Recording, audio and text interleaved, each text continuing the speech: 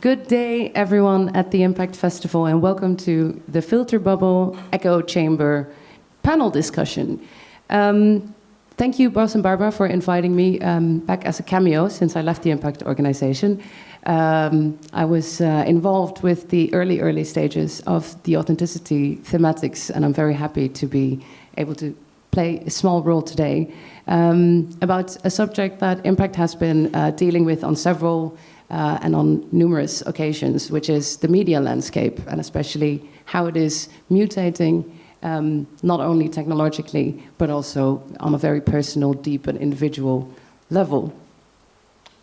The filter bubble points to the fact that many of the search queries, many of the interactions that we undertake on the internet in an increasingly invisible way are in fact echoing the same worldviews and the same settings back to us without us noticing this particularly visibly. Also, it means that within social media platforms, we tend to have groups of friends and networks and peers that share the same opinions, share the same views, and thus maybe also narrowing our scopes, narrowing our visions. I'm saying within social media because I think this could be a new way to look at it. Often we say on social media, but I think what we'll be discussing today is also about the fact that we are actually within walled gardens that want us to spend as much time in there as possible. The old mantras and the new mantras of sharing on social media platforms are interesting. I think the old mantras of sharing is caring seem to be a little bit bankrupt, as sharing a post of your neighbor's dog's gone missing is quite easy and not really invested or caring per se. But there's also a way of sharing views and actually building knowledge and building maybe more networks and more mobility, more insight through peers on these social platforms. So this is the debate that's often hovering over social media platforms and the mutations within technologies nowadays. What does this have to do with authenticity? The news we see and the news fragments that we see are shared massively on and circulate on the internet. Maybe if we talk about the authenticity in arts diminishing once something is copied in the old traditional form, maybe in news platforms, the assumption is there that a news fact or article must be more true if it's shared 1,000 times or more. The subject we're exploring today hopes to unpack some developments that have been haunting the internet since we realized that Web 2.0 was more than a smooth and social sphere, but also something that is technically and economically governing our behaviors. With me on stage are Franco, Bifo, Berardi, who gave an excellent keynote yesterday in which we realized that there's more time needed to explore the tools by which we can face our current situations. Next to him is Geert Lovink, who is a more frequent guest at the IMPAKT Festival. I'll talk more about your work in a bit. And then on my either side of me is Hanna Nielsen and Rasmus Svensson, who formed the design collective or design studio Power. We will start with Power, giving a presentation about their work. I need to get my note back. Actually, ignoring that it fell. So we'll try to discuss some of these mutations that we can witness within the technological and media-related landscape. We'll talk about the writing of these two gentlemen on the side with titles such as The Social Media Abyss, so we can see where that might be going. We have Franco's piece, Heroes on Mass Murder and Suicide. And here is your most recent publication, and the phenomenology of the end. So with these titles, it feels inevitable that we would be talking about the global age of depression. But we also want to formulate some more tools, especially since Bifo and Geert have together published a text freshly a few days ago about our current situation in Europe. So we also want to extend the topic of the filter bubble and the echo chamber towards a more broad discussion of how we can deal with political, economical realities. What can be done when nothing can be done? I'd like to briefly introduce Power, and we will watch their presentation, after which we'll give the stage to Geert and Franco. So Power Studio has been working with the concept, what does publishing mean in a time of massive data capture? They have developed a tool, an experimental tool, that works on the concerns of the centralized, politicized, and economized web, and aims to contribute to the internet renaissance, some speculative attempt of reforming the web. After that, we will have a short contribution by Geert Lovink, who is a net theorist, researcher, professor at the Hogeschool van Amsterdam, founder of the Institute of Network Cultures. And as a fierce critic of our social media habits, he has written numerous publications, of which this is only the most recent one, talking about the social implications of the internet as it is today. Also on Facebook, Geert Lovink is a public figure. It's an accidental public page raised by Wikipedia. I'm not sure if you knew this. You have 422 likes, which is pretty good. Yes, that will be doubled after today. And then we have Franco Bifo Berardi, media theorist, philosopher, media activist, publisher. His work explores the mutations in society and the individual in the dawning of shifts in society caused by media, technologies, and absolute capitalism. And how does that relate to mental health and our sense of belonging, our sense of dealing with each other? And this last book, A and D and, was recommended to be a book for the age group 22 years and up. So this is just a note I'm going to leave here. I would recommend everybody reads it at an earlier age, but this was a bookshop that recommended it online. And then we'll shift towards your talk. After some contributions that are more related to the filter bubble, we'll extend towards your recently published text. But first, here's Power.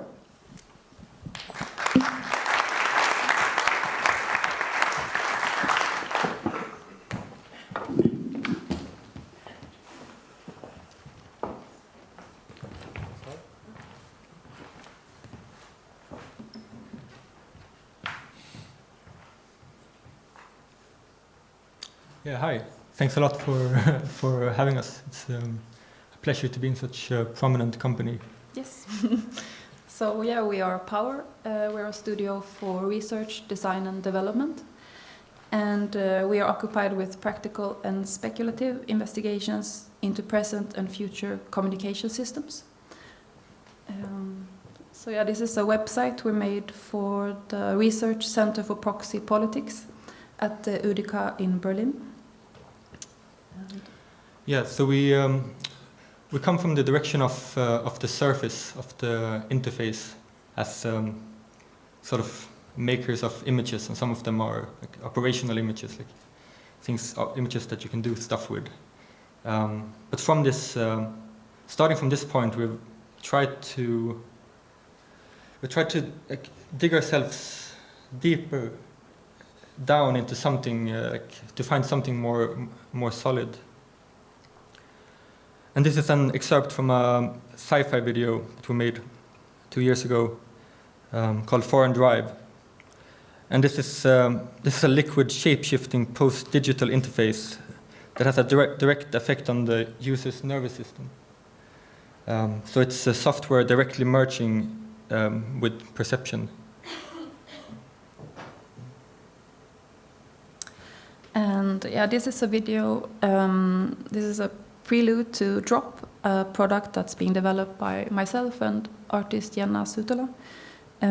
So Drop is based on the collection of bodily fluids extracted from humid ambient air. The essence of a person is harvested, rendered potable and bottled. So Drop is about connecting with another human, about consuming another and about letting yourself be consumed.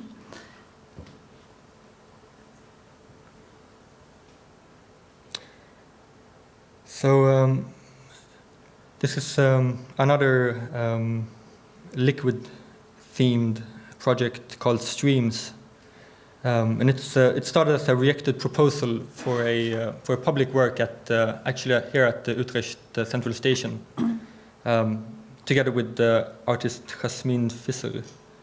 But it's now taking a new form, a new life. So it's a continuous infinite drama that is constructed from open live streams around the globe. And there's a piece of software that's working on by various variables, intuitive, geographical, relational. It modulates an audiovisual stream to produce at least the appearance of dramatic development and meaning. So yeah, those were some really very short bits of projects that we have been working on and are currently working on. But considering the theme of tonight, we would like to mention a proposal that we made last year. And it draws on our interest in publishing and how new technologies such as the public ledger that is at the heart of cryptocurrencies, the so-called and often hyped blockchain, how this can be used for enabling publishing. So basically, using this accounting tool as a library catalog, and we will briefly present this proposal, which is as was mentioned, it's a very humble attempt in the direction of a new internet, it's a very, very small component that could form part of something much bigger. This proposal was made a year ago, and many things have happened since then, including some of the things we try to illustrate on this screen now. But it's been a weird year in digital media, and some of our ideas have changed. But we'll sort of present this proposal as we saw it last year, and hopefully we'll get into talking about how we see it now. Yes, so we call our proposal TextBlock, which would be a decentralized platform for publication and distribution of digital texts. We proposed a format called the block, which is a squarely defined, eternally immutable unit of information, which the Platonic idea of the book. Yeah. What does the word to publish mean in a society where every thought, movement and moment is recorded and stored, and used in turn where in turn this mirror image transforms the environment that we experience? So publishing is the act of making something public. Public is the opposite of private. In the past, these two spheres, public and private, were clearly defined and separate. Today, they overlap, merge, and meld together. In the context of traditional publishing, the act of printing, binding, and distributing a book marks an unmistakable step from the private to the public sphere. The writer in her room, working on the manuscript, bring it to the publishing house, and so on down the production line. In contrast, most current info tools work in a gray zone in between, obfuscating where the data ends up and how it's used. The line between private and public is unclear. TextBlock is an attempt to map one point in this space. So the block exists on the extreme limit of both the private public and the temporary permanent scale. A block is absolutely public and permanent, an inscription in stone. Block equals book equals brick. we need a way of consistently and accurately naming every piece of human knowledge in such a way that their name arises out of the knowledge itself, out of its textual, visual, and oral representation, where the name is inextricably coupled to what it actually is. If we have that name, and if we use that name to refer to some information, and someone tries to change the contents, then it is either impossible or completely detectable by anyone using the name. Yeah, what blockchain contributes is a method for a network of independent nodes, some of them being possibly malicious, to reach agreement on the state of a database, ledger, or catalog. Add to this distributed peer-to-peer file sharing and an infrastructure moving from giant data centers to storage and computation, taking place at the edges in our hands. And we believe you have the tools for a new internet. Immutable units, meaning once made public, it can't be changed by anyone. We believe this is close to the essence of the book, something that can be uniquely referred to in public discourse and a form of public ground.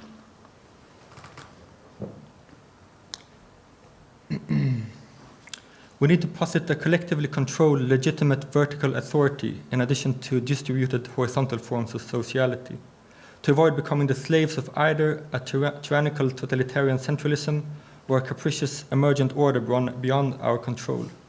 The command of the plan must be married to the improvised order of the network.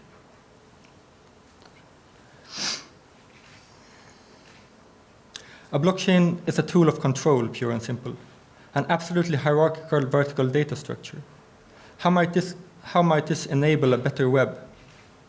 We think that this point of control is a necessary component of a network, and we believe that it is vital to take this function out of the hands of single opaque corporations and move away from the current business model, which is based on collecting data, changing the user's environment to ultimately sell a product.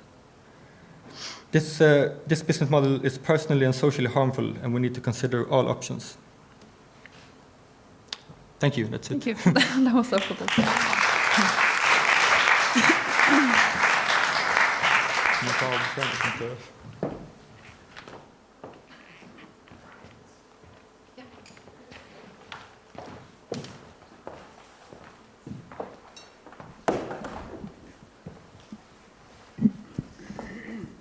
Thank you for this presentation. I was wondering about the, let's say, feasibility of your project. Can you tell a bit more about the way that you've been working from the conception of this idea toward maybe an implementation of the technologies? Yeah. On the one hand, it's a proposal that is more of a perhaps a provocation in a way, but it is indeed. I mean, it is very, very feasible and actually not that complex, because it uses a very basic function of the blockchain. I mean, which is just basically writing things. I mean, storing things in a chronological order. So, I mean, the thing, like, we proposed this a year ago, and at that time, these things are still very much in development. And there was a lot of parts that we didn't feel that, a lot of really basic functions that we really didn't feel that we were the ones to make. Like, sort of, the building blocks were not really there yet. And we could perhaps have tried to construct these building blocks. But I mean, one, we perhaps wouldn't have been able to do it so well, and it sort of has to kind of emerge. These standards kind of has to emerge in a way. Otherwise, we would sort of invent a very bad wheel, and then somebody else would sort of.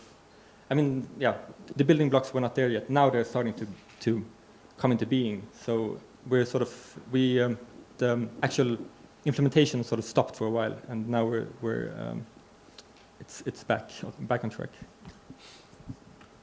Do you reckon this to become a tool that would be usable for, say, publishing? What types of publishing are you envisioning? Is it journalism? Is it essays? Is it blogs? Is it books? Like, could you expand a little bit on how you would see the yeah, the nature of what is being published. I think that's part of where we got stuck also, like, yeah. So I don't really have a good answer at the moment. No, sorry.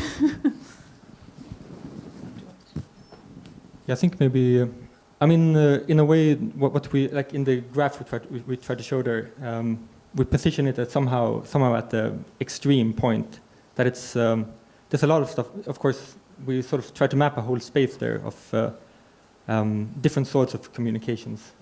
And this would fit a very specific kind of communication. In the same way that you wouldn't, there's a lot of things you wouldn't put in a book. I mean, publishing a book is a very specific, you would hopefully have something that you want to share with a lot of people, and that, I mean, it's a certain act of publishing in that sense. And there's a lot of other ways of communicating which are, I mean, at least as valid. But this would be making something public, permanently public.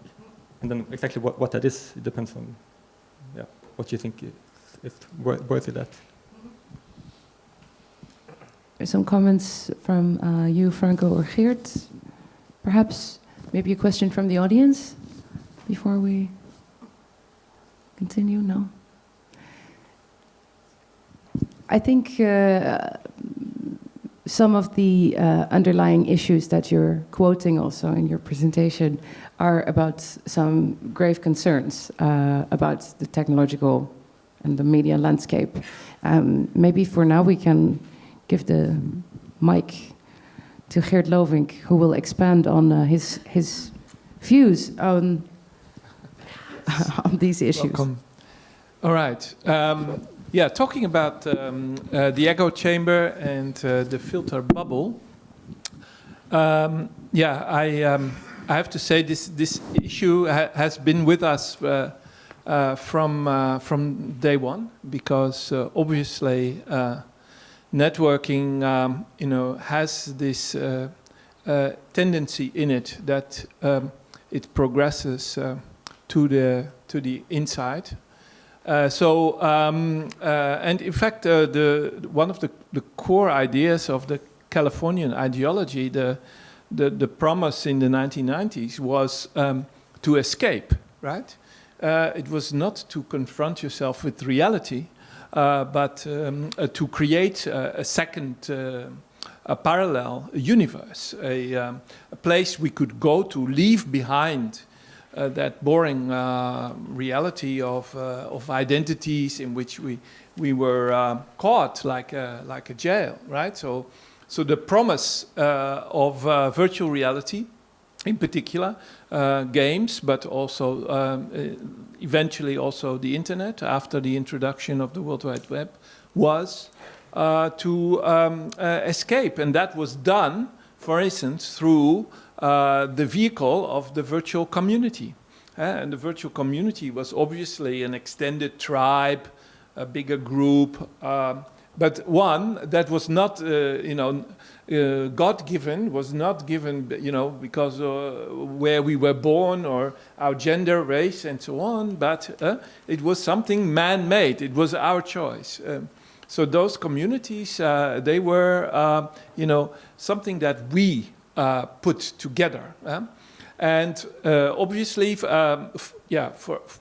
when I came to this discourse, I already immediately recognized, let's say, the Christian evangelic element in that, because my idea was always political activism was there to escape the community. I didn't want to have a community. I wanted to escape my own community, right? So, and the community was a deeply Catholic, but also, a Protestant idea. And you were born into this community. And no, I didn't want that, right? So, and I felt, also growing up in the Netherlands, in a very, Calvinistic small village, it was something to escape. So I could not imagine that one would trade one community for another, right? Why? So this idea of the of the community as an echo chamber, as something that is that you feel very uncomfortable with and need to escape, has been with the whole discourse at once. On the one hand, we build the communities. On the other hand, we want to and have to and will escape them. So there is always this almost dual response, this ambiguity about whether we want to belong to this environment or want to escape. And so the echo chamber came in at the end of, let's say, the evangelic prophecies of the virtual community. And then with Web 2.0, after the dot-com crash, it more turned into, what was then later on known as the filter bubble. But the filter bubble is, of course, a much broader idea, which is not so much related to a community, because the community was starting to dissolve. The internet was growing very fast. And the filter bubble is obviously much, much more related to the question of information, of news, of the media, if you like. It was pointing at, again, a similar issue, namely that we may be able to create our own alternative networks, but they themselves are also narrow in their own ways, right? So, and then realizing that even this universal tool, the Google search engine, that provided us with so much unexpected information, was itself over time turning against itself and was giving us back what we were putting into it, right? And that is, of course, the filter bubble idea. Now, and that idea is from 2010, so towards the end of the Web 2.0. And I would say there's a third term, which was in fact missing here, and that's, of course, the newsfeed. Because these days, we're not talking about echo chambers or filter bubbles anymore, but we are analyzing, algorithmic capitalism. We are, and the best example of that is no longer the Google, search algorithm, but the Facebook newsfeed. And luckily, especially in the last year or so, there's more known about it. It's been a secret operation for quite a while. Luckily, we've had internal reports from employees of Facebook who left. There's a little bit of academic work done in this field, not too much. I want to mention one name, and that's Christian Zandvik, who has done very interesting stuff. So we're kind of halfway in getting a better understanding of the politics of the Facebook newsfeed, which is so important for so many people and defines their reality, and which is their own echo chamber, if you like. So the version of 2016 is the newsfeed, and with that also comes this whole debate. Which is, I think, interesting, and many people should join that. The fundamental question, is Facebook a media company or a technology company, right? Facebook denies that it's a media company. Now, those internal employees have pointed at the fact that Facebook is employing massive amounts of content managers. Okay, they're not journalists, I agree. So in that sense, Mark Zuckerberg is right. Yes, they are not producing Facebook content in that sense. No, the users are doing that, and of course, more and more, the traditional media outlets are doing that. Think of The Guardian and so on and so on. So, there's a whole new, let's say, political economy on the rise, which some people have, called the like economy. But in the news feeds, it's obviously goes well beyond whether we like a certain posting or not. And it's in the end very much also about money, and in the end censorship and manipulation. And that has been said of the current election campaign also. It's very well known that Facebook is manipulating these elections. Google is too. So these are the two new media companies that are manipulating in favor of Hillary Clinton, of course, against Trump, because they cannot expect much from this wild card, Mr. Trump, right? So, so Facebook and Google are behind the screens very, very much supporting them, but again, indirectly. So not through the content itself, but through very subtle choices, and that's what maybe 5-6 years ago we were calling filter bubble, and now call the politics of the newsfeed. I think it's a very urgent matter that you're talking about. This newsfeed has been tampered with, basically. It's curated content, and it is based on what we feed it itself, right? So the filter bubble is constantly feeding itself. I do feel that it also has this other side, I feel, that I'm not sure about the audience here, but if I speak purely for myself, I know that many interesting, newsworthy, opinionated, informative visions are shared by my peers, and it's not necessarily a group or a tribe I need to belong to, but it builds empowerment, knowledge, reflection, simply because my newsfeed provides me with a selection of news that I'm actually interested in, rather than being able to read all blogs and newsletters of. So it's not something that I would say is consumed by everyone as a media outlet, but it forms a selection of input that you might find interesting. What is your take on this? I'm talking here about the self-enclosures and or the enclosures of the self. This is an important element here, because obviously Facebook, Google, all social media presume, and I think rightly so, that it has to come from the subject itself, right? So all this stuff are choices that we have put in ourselves.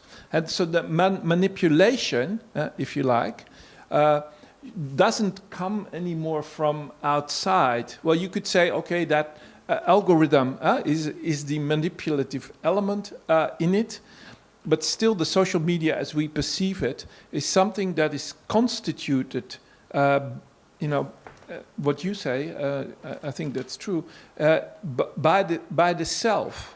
And this makes it so hard for us to read the more manipulative side, or what's precisely going on. That's why the new mystique, the new occult, if you like, are these algorithms. And a lot of people, we probably agree that this is the case today. Now, it's another matter to really study them and to get a better understanding of them. And Frank Pasquale, in his book Black Box Society, is pointing at the immense difficulties, especially ordinary citizens have, to get an understanding of it. If we experts, have difficulty. Yeah, you can imagine how many people whose job it's not to study the social media on a daily basis, in trying to understand the ideological or maybe even manipulative sides of, for instance, the newsfeed. One more comment on this particular issue, but also relating to the traditional media landscape, right? You were speaking of The Guardian, for instance, the original media outlets, thorough journalism, checking and rechecking information, is also crumbling in the sense that they have huge trouble staying alive in a media landscape that sees a diminishment of print, for instance. Recently, I was reading Motherboard, the tech and future blog of Vice that I like to read, and I stumbled upon an article that was celebrating the Internet of Things in a very unthought over way. It was very hysterical almost. And then I saw that it was sponsored content. This is something that's penetrating a lot of media outlets that are still taken seriously. How can we deal with even our, let's say, trusted media outlets that need authenticity to be able, again, there it is, to be able to survive, and at the same time we don't believe them anymore within the systems that they now function in with sponsored content, right? It was sponsored by Philips, this particular entry. How do you have a suggestion here for us to deal with the media landscape as it is? How do we deal with journalism? Sure. I mean, investigative journalism and is definitely going through a renaissance these days. Think of the Panama Papers, but also the work, done by WikiLeaks and so many other, of these players.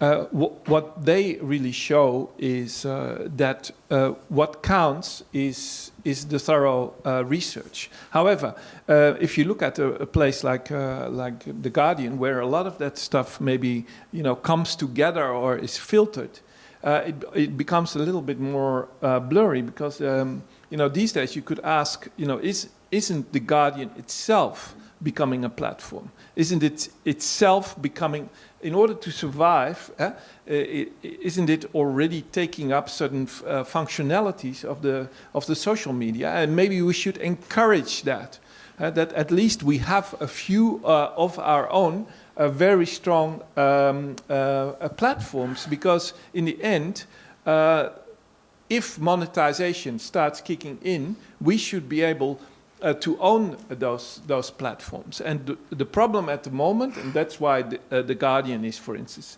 itself struggling a lot with the much mightier players like Facebook and Google, is that they cannot claim a part of the revenues, right? It's very, very difficult. It's done through AdWords and a few things, but it's tiny. And that's why there is such a crisis in the financial models. And in the end, I think what should be done is that these platforms that we try to create should really disassociate themselves from the big players, and really become grown up and say, sorry, we cut all ties to Facebook and Google. And at that point, it starts to become really interesting. But we're not there yet. For the time being, even the very big players are suffering from what I call the new parasites. Yes, for me, Facebook is a parasite. It is not creating any content, and it's only parasiting on user-generated content and on the content of a few very big media outlets. Is there maybe one question from the audience or response? A very practical one. every time when I'm reading an article on The Guardian, there's... If you have 1 second, I'll give you Oh, a sorry. microphone. Thank you. Yes? Yes. So every time I'm reading an article in The Guardian, there's this small pop-up at the bottom of the screen asking me to contribute, I think, 49 euros a year to The Guardian's existence, which would allow their journalists to work and have a little bit of a salary, perhaps.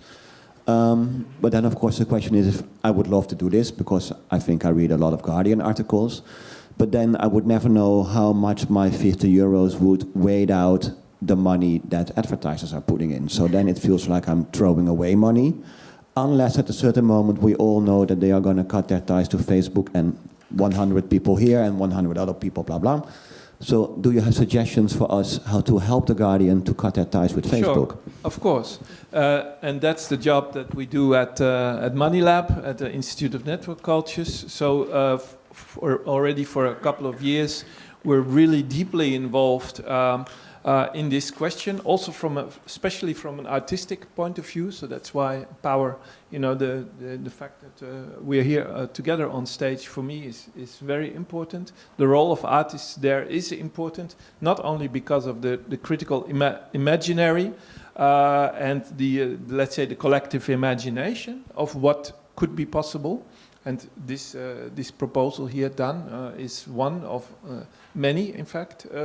A lot of artists are moving in this direction. But beyond that, I think it's also important, that this will contribute to new revenue models for the artists themselves, right? So if we're talking about the blockchain, we're not just only talking about, a new way of earning money for everybody, but also for artists. And I think it's very urgent to speak about that, because we've, of the last 10 or 20 years, we've all really suffered from what we call the economy of the free.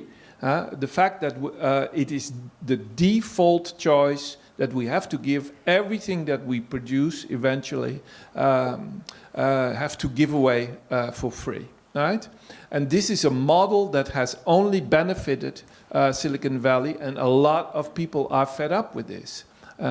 In the industry, but also individuals. Precarity is a very important, category here. So a driver. The 2008 financial crisis was a very good beginning, a wake-up call for many people to start thinking in this direction.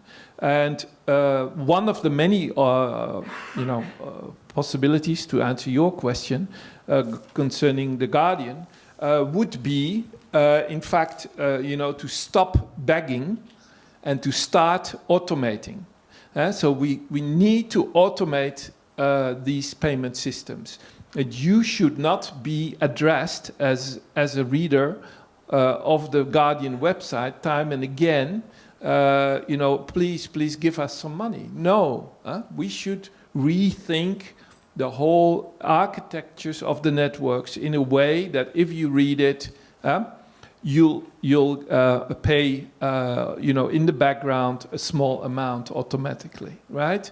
And this then would not, bother you so much. And probably if we would install something like that together, you would even more enjoy it. You would read the articles, and you would be more involved. You would read them probably more, thoroughly, spend more time.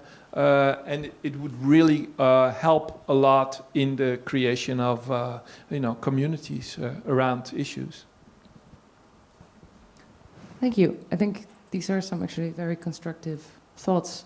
Franco, I would like to ask you for some thoughts on the filter bubble and how you experience the mutations that you analyze in your recent publications. Let me investigate the subject from a different point of view. My point of view will be the relation between the present and the future. Filter bubble. What we call filter bubble, what we call echo chamber, what we call a mirror. It's a mirror in a sense, right? It's a mirror in which you look at yourself, at the self of the community, and the mirror is producing a new effect, a sort of effect that has to be better understood. Let's say that the future is, has always been, inscribed in the present. As a materialist, I can say that future does not come out from ideas, from illusions, or from will. Will is nothing. And no, it's not nothing, but it's nothing if it's not dealing of what is inscribed in the present. The filter bubble is producing an effect that shortly I will define with the following words. The inscription becomes a prescription. That means that what you see in the mirror is no more only a reflection, but it's also a shaper, a producer, a builder, a transformer of your movement as a reflected subject. You know, this we can describe this effect in a different way. We can define this process in terms of relation between possible and probable. Probable being the likely thing, the probable event of the future. So I will say that in the present, many possibilities are inscribed, not infinite. It's impossible that tomorrow I will be a young man. That is impossible, but to me, many things can happen tomorrow, you know? So in the present, many possibilities, not infinite, but many possibilities are inscribed. Of this wide range of possibility, only one possibility is probable. The filter bubble is charged to transform the probable into the only possibility for the future, to, in a sense, narrow, extremely narrow, the possible to the future of the probable.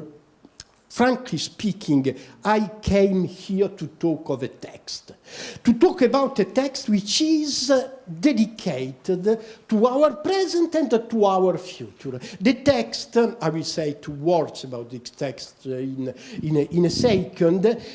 This text is, in a certain way, an experiment in breaking the mirror of prescription, in breaking the prescription that is, in a certain way, limiting and narrowing our imagination of the future, our yes, imagination of the future. I have a better word to say this, but I forget it, the good word. Anyway, to narrow our imagination to the future, to the reflection that we see in the mirror. What is the text? Then I come back to the conceptual, philosophical definition of filter chamber that I am proposing here.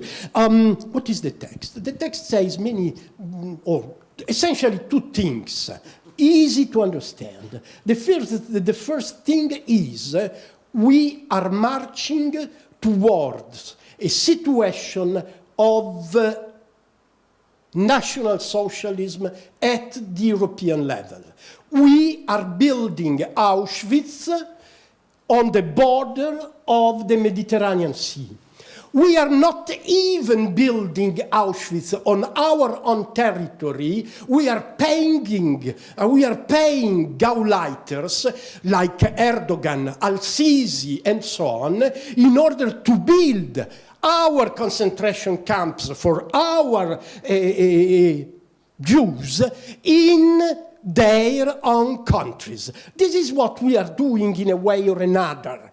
We can say, don't say that 1 million people have not been killed. Not yet. If we look at the figures, I just had the last information about what is happening in Sicily. In Sicily, in the last day, you have 2,000 people getting there every day and 500 people drowning in the Mediterranean every day. This is the reality that we are dealing with.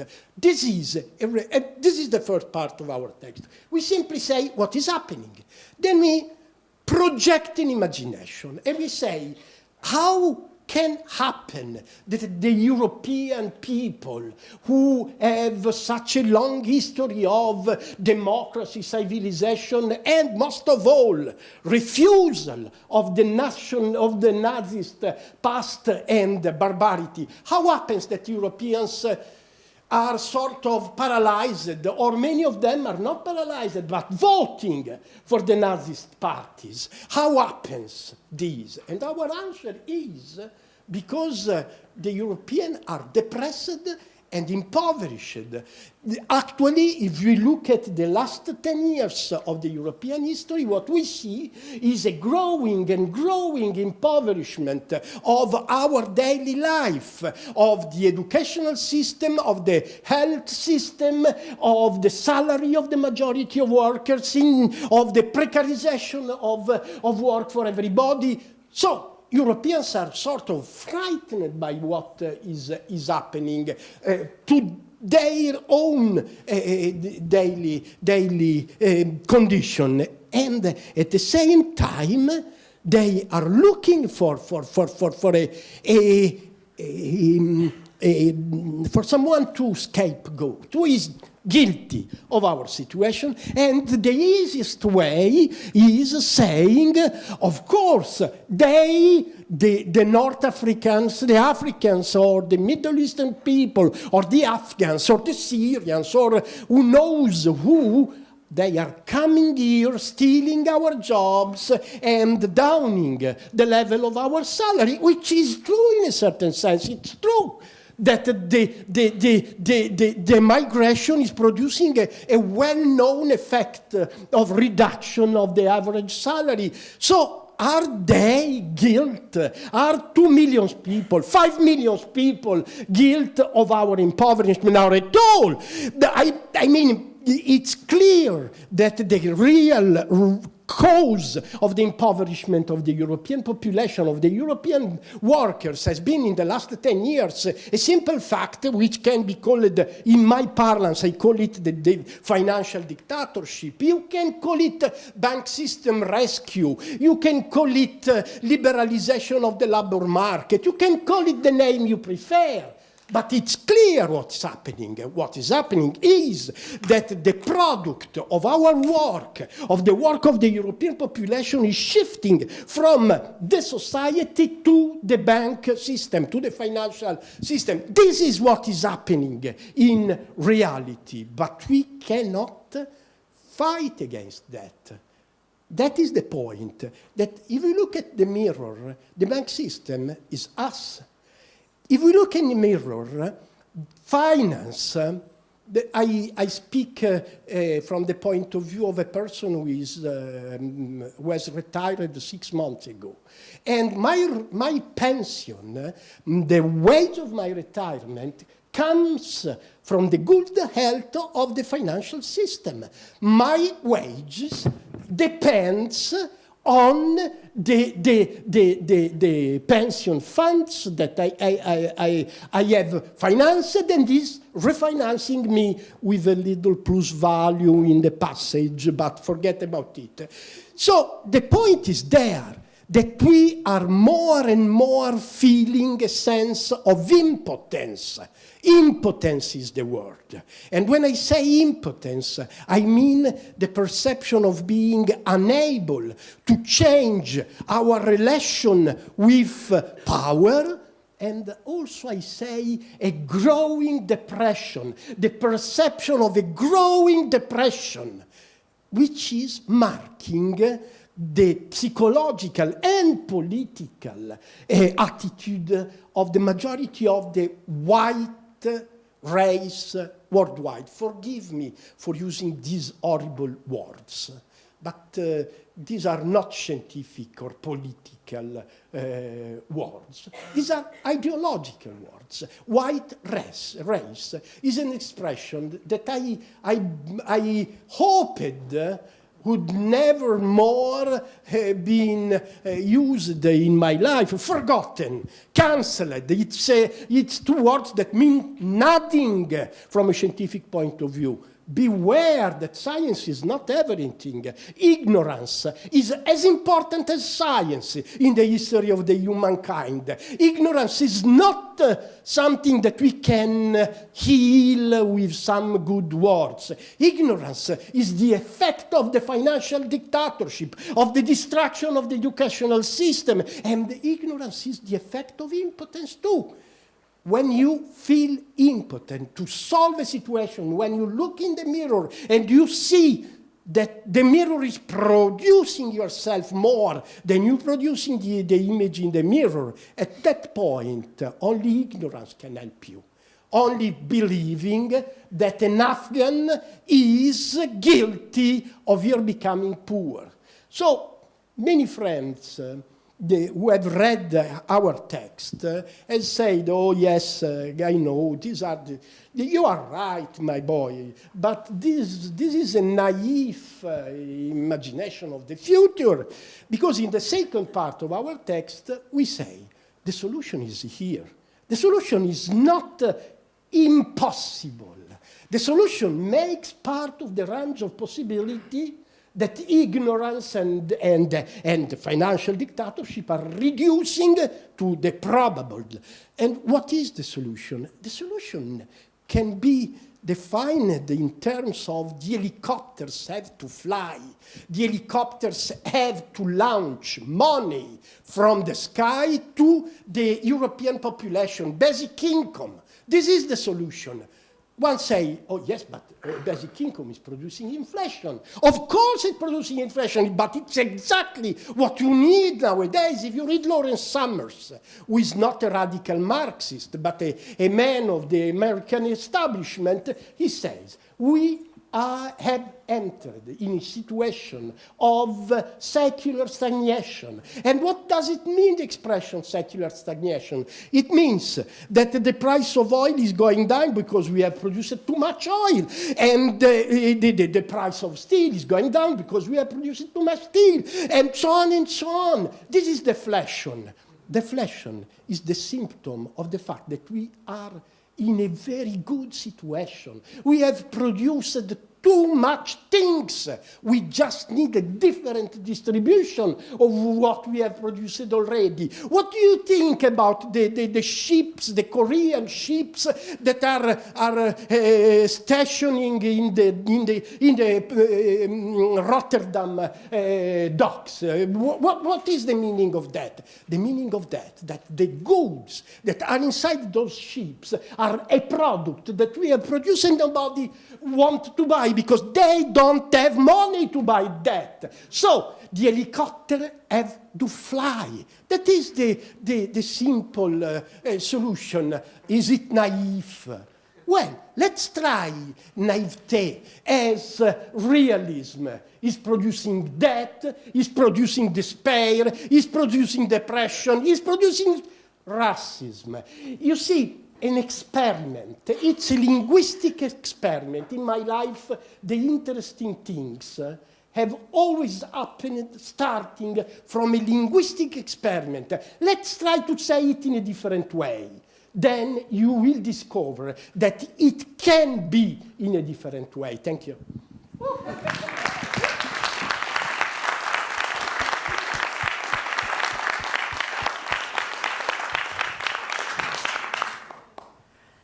I'm very happy that you're presenting this passionate text and this very urgent effort here, and spreading this word. For all clarification, this text that you are talking about is written together with Geert Lovink. Is there something that distinguishes your personal views in this sense?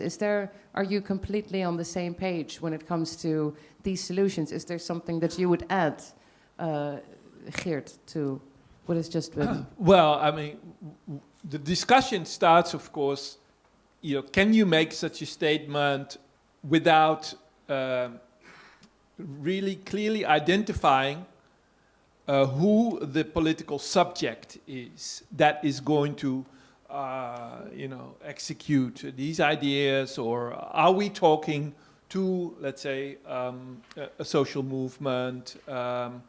Who is our audience? Are we just, despair ourselves, or obviously the text is not cynical, but it could very well be, without consequences. And this is, of course, the struggle we have. This is the debate. There is, of course, a new emerging platform, a forum.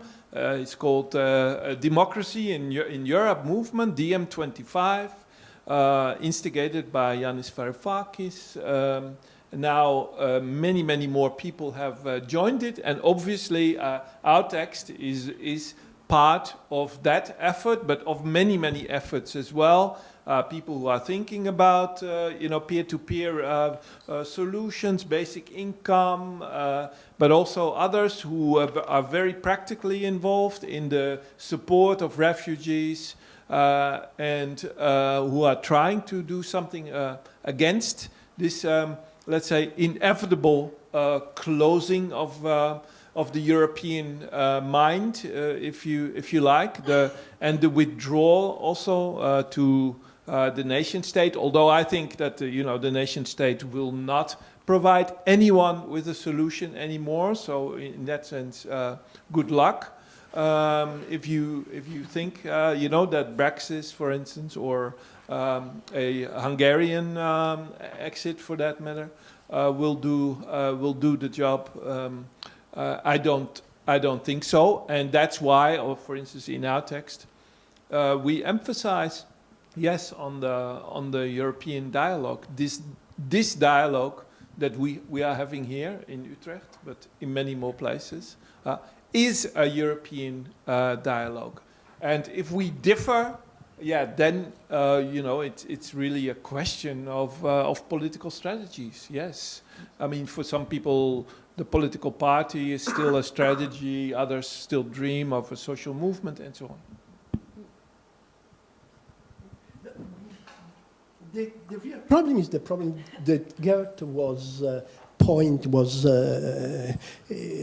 underlining at the beginning when he said, is there a social subjectivity that can become the interpreter of a new vision, a new possibility? Actually, the point is there. The effect of the neoliberal filter bubble, which is essentially the effect of precarization, in a sense, is blocking the possibility of a process of subjectivation. And precarious workers know this very well. Precarious workers have, in their majority, have a clear consciousness of the intolerability of financial capitalism. But at the same time, they are individuals, alone, facing their screen. And when they are in the lonely relation with their screen, and being the screen the source of their survival, of their salary, of their possible salary, they are obliged to comply. That is the point. This is why the precarious situation is acting as a filter bubble. But I want to go beyond the condition of the precarious worker. I want to speak of the functionaries of the financial system. I mean of the very financial and political elite. Do we think that they are persuaded of the good meaning of the system they are producing? Absolutely not. I think to the declarations of Warren Buffett to say that I am ashamed of a situation in which I pay 17% of taxes and my secretary is paying 34. I refer to the double consciousness, the perception of a sort of schizophrenia, which is the essential feature of the very elite today. I have been studying the subject of suicide recently, and you know what is the social category who is more keen to suicide? Not the poor precarious or the poor migrant, but the financial agents. It seems there are studies in America, they are studying the subject, why the financial agents are killing themselves.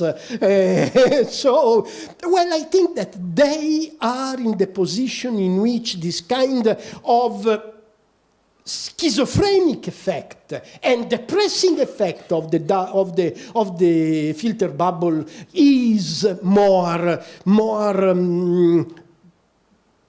difficult to tolerate. So we have to invent an asymmetrical way to break the suicidal mirror.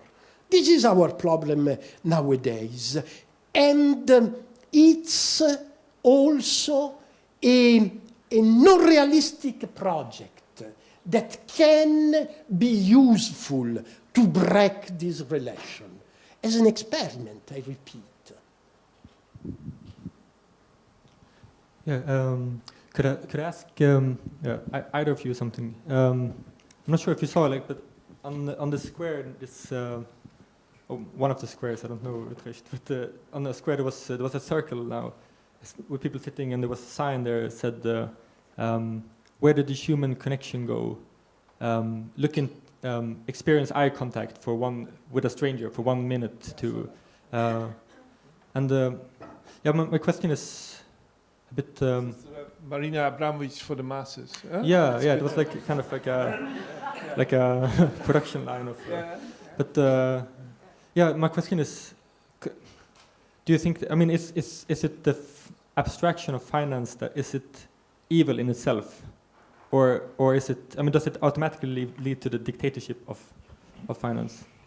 Is it abstraction? Is finance has gone to heaven, and you can debate, whether the relative autonomy of Finanzkapital, as Rudolf Hilferding was describing it right after the First World War, has turned into something which is so completely out of control and in its size so unimaginable that we can no longer perceive it in a way that Saskia Sassen has described it so adequately and has done that over the last, already 25 years.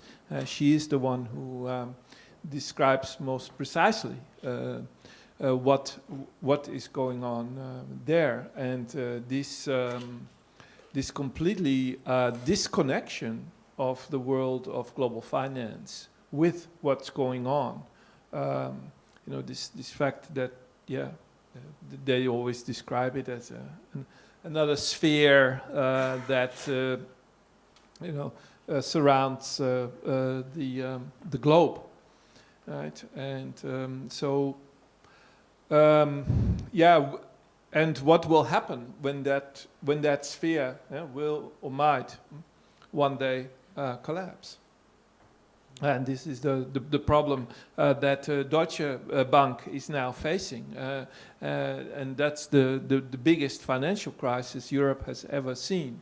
And we're right in the middle of it, and the fact that they cannot be distinguished anymore from the enormous involvement in hedge funds.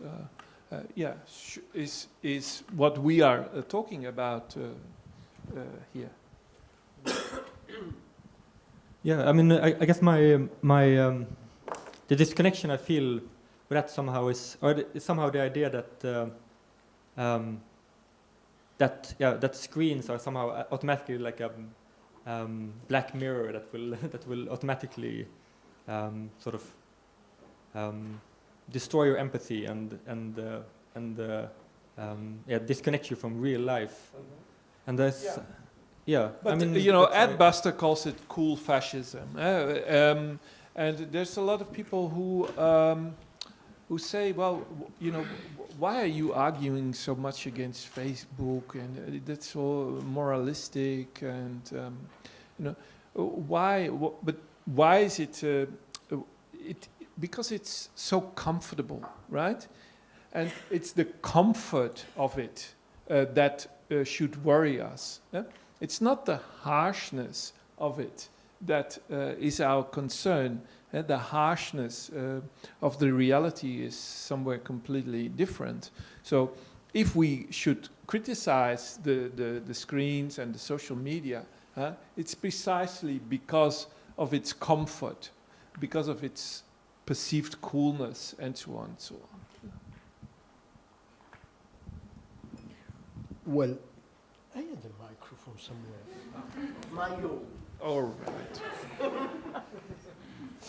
No, the subject of cool is interesting. I quoted Busters once more. Busters titled a recent issue "Cool Fascism," but in the past they have been dealing with the concept of cool. This ambiguous word that means simultaneously the ability of ironically dealing with a difficult situation, but at the same time means a cynical refusal to deal with the suffering of the others and also to deal with your own suffering. So in the concept of cool, two different contradictory linguistic attitudes are implied, and psychological attitudes are implied. Cool is the ability to look for a way out without being taken in the trap. But at the same time, it means accepting the trap because there is no way out. You see, I think that the rhetoric on cool, it's especially a British, it used to be a British feature. After the Brexit, I think that cool is a little bit out of fashion, but it's an interesting object, the intricacies of the cool. In a sense, the word cool is sort of absorbing the entire problematic and ambiguity that the precarious situation is bringing about. Yeah. I would like to turn to the audience for a second. Are there any thoughts, comments, questions to the issues raised on stage here? Yes, here in the front.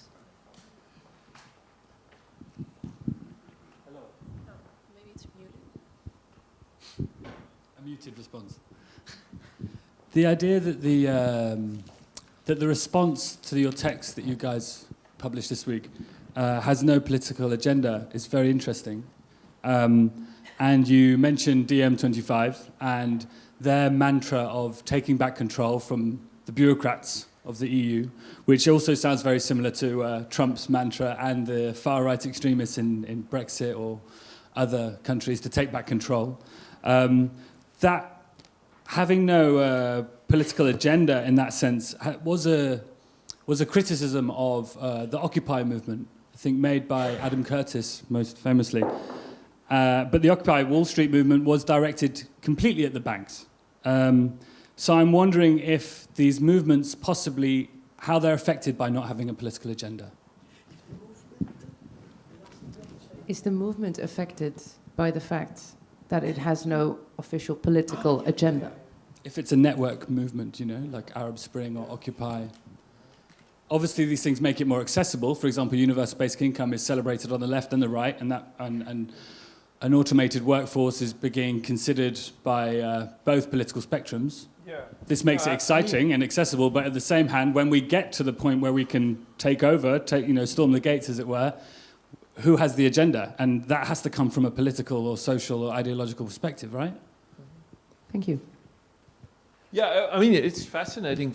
It's a new stage, you know, where when people say we can only have a social movement if we don't have a political demand, right? This is, for me, it's shocking in the sense of the shock of the new.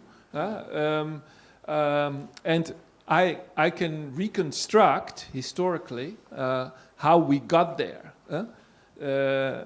Why putting in a demand, even if you demand the impossible in the situationist sense, or in the sense of the radical movements of the 60s and 70s, even if you demand the impossible, that demand is too realistic. It's too short term, right?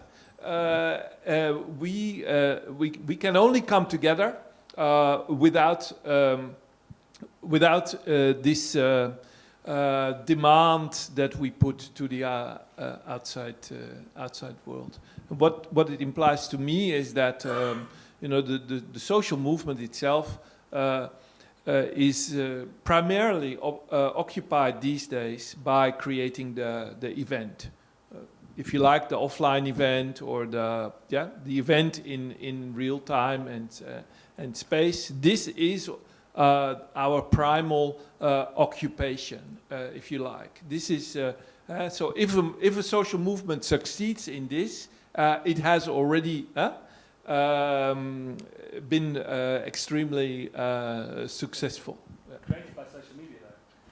Yes. Created by social media. Well, I want to say something about the Occupy movement. I will try to be short because we have been left only 3 minutes. Yes, and then we can have one more question from the audience, Really? if you keep it a little bit brief. Then I will answer. You prefer? Yeah? Yeah? Okay. In that case, I saw there was a question here. Yes. No, I was thinking about if solidarity, now with the Brexit and things happening in Europe and new fascism, maybe there is limit to solidarity. And I come from Sweden, and we have, the Scandinavian countries have managed to build up quite well-working solidarity and a social structure, but partly because we are small and united. And how far, and then if you go to America, I spent some time there, it's just too big. And is it possible that we can, that Europe is becoming too big, or that the solidarity is not, we don't have enough of it as humans to stretch for 500 million people? Franco, is this something you would like to... Would you like to reply to this? Well, I will come to solidarity, but first I want to repropose the reflection about what exactly has been the movement of Occupy. And I would say Occupy has been a huge mobilization of people, one of the hugest mobilization in my memory. But at the same time, it has been a totally ineffective movement. This is, but it means something. I mean, that means that Occupy has not really been in its real nature. I don't say in its consciousness, but in the real process of things. So Occupy has been an attempt attempt to reactivate the social energy. Not really political, not really a movement aiming to something. Actually, the positive content was very, very difficult to understand, but an attempt to reactivate the social empathy, if I may say. The political exit, the political outcome of that movement is catastrophic. Look at Egypt, just to name, or look at the United States of America, where the effect of Occupy has been extremely good from the point of view of the subjectivity of a minority, but extremely bad from the point of view of the general effect on the American society. Trump is a reaction, if you want, of the epidemics of political killings in the streets. So, Occupy, in my opinion, has been simultaneously an attempt to revitalize the social body and an understanding of a situation of impotence. But how can we go beyond this impotence from the point of view of the movements? I go back to the year 1964 at the first action of a movement. I have a sort of fixation with dates and periodization and so on. So I decided that this year is for me the year 50 of my political existence. I started understanding something in the year 1964, following the rebellion of the students of Berkeley, California. Okay, in the December 1964, a young man called Mario Savio, an Italian by chance, but actually an American, spoke to 5,000 people in the square of Berkeley. I like to imagine that Steve Wozniak and Steve Jobs were there in that crowd, and Mario Savio speaks words that are totally contemporary. He says, the main problem of us students, researchers, is the relation between knowledge and power. Economic power, military power is taking our knowledge and transforming it in Vietnam War. It was obviously, the reference was in that year, the Vietnam War. So he says, when I think that my knowledge is used to bomb the Viet Cong, I feel so sick at heart that I want to take my body and throw my body into the gears, the wheels, and I want to, and he has an image that is like modern times of Charlie Chaplin. I take my body and I put it in the machine. What is the machine that you are talking about, Mario Savio? Pardon? Cybernetic. Yeah, of course. In 1964, we still, me and Mario Savio and millions of people, were thinking to the process of liberation in terms of industrialist revolution. Now we know that the problem is exactly the problem of Mario Savio, but the solution is in our hands as cognitive workers of the world. We have built the machine. We can destroy the machine. We can reprogram the machine. This is everything about my personal project. Is this one? Is reprogramming the machine. But the problem of solidarity comes to the fore, because these words can be a program, but it's too abstract, because this program becomes true only if you have 10 million cognitive workers in the world who start creating a network for the dismantling of the network. This is the problem. How do we create a wave of solidarity linking 10 million people like you and me in the world, and giving us the possibility of dismantling the machine that we have programmed and we are part of. What is this tool? Oh yes.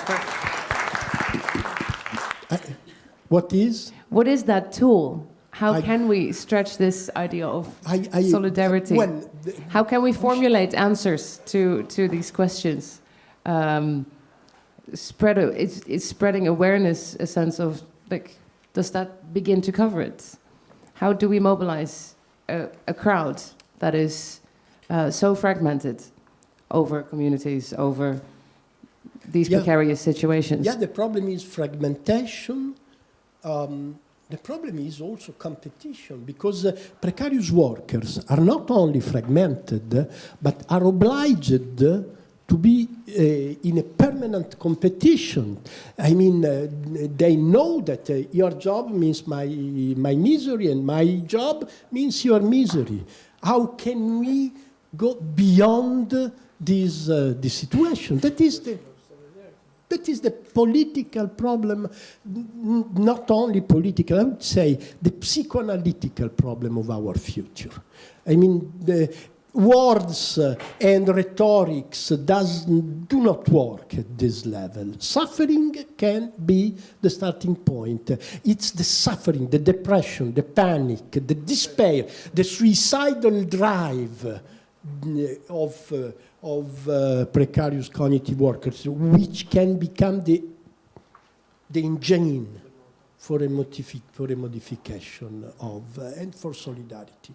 Of course, we are talking of what will happen in the next 20 years, not tomorrow.